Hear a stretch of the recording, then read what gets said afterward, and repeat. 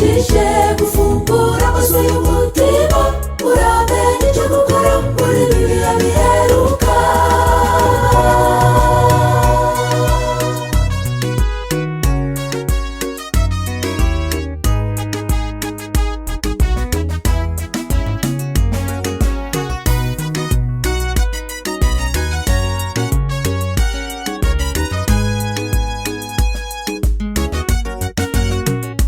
Wadutwariye ababyeyi utumazeho inshuti, natwura tugera amajanja n'icyizere tugufitiye, kuko nakuturobanura ntawamenya icyo ukurikiza. Amaraso ya Yesu niyo twigiringiro, uyu munsi yaba wari uzi ibyaguhesha amahoro, ariko none bishwe amaso yawe. Saba gukabura kubashije gufungura amaso y'umutima, uramenye icyo gukora muri biriya biheruka.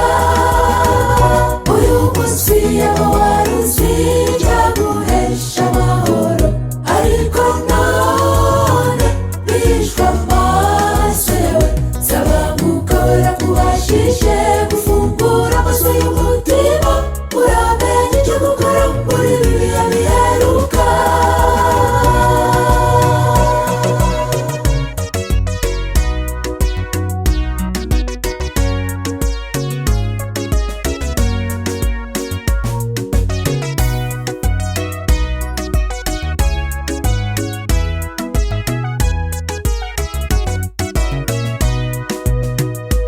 Urupfuye ababisi twagurwaga amafaranga, twambara ibinyejana byinshi dushaka ikiguzi cy'urupfu, ariko ntabwo byashoboka. Muri iyi si turi abacumbitsi, twitegure kuragwa paradizo tutabarutse.